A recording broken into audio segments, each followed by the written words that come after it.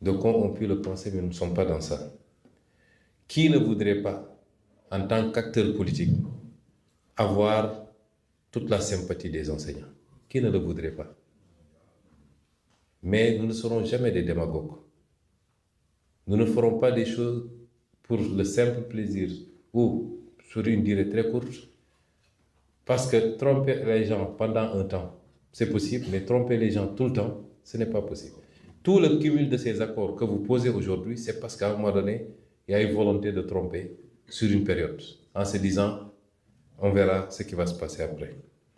Donc, nous vous considérons comme des partenaires.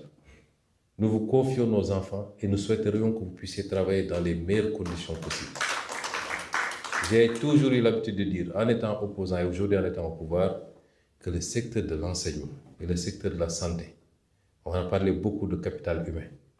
Le capital humain, c'est d'être sain dans son corps et d'être bien formé pour servir son pays. Qui peut faire ça si ce ne sont les deux secteurs que je viens de citer? C'est des secteurs importants, névralgiques. Et ensemble, nous allons aller progressivement vers les réformes, mais vous ne pouvez pas ignorer qu'aujourd'hui, le Sénégal oriente plus de 70% de tous ses revenus à payer une dette qui nous asphyxie. Vous ne pouvez pas ignorer que c'est quasiment un exploit et des gymnastiques pour stabiliser ce pays, pour que les fondamentaux soient maintenus. Et malgré tout, nous sommes tous, c'est appréciable.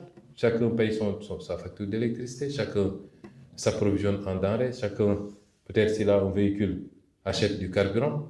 L'État a fait beaucoup d'efforts. Et malgré la crise mondiale où tous les pays environnants ont haussé déjà, et malgré la situation financière et budgétaire extrêmement délicate, nous nous refusons. Jusqu'à présent, nous avons essayé de tout faire pour ne pas hausser les prix.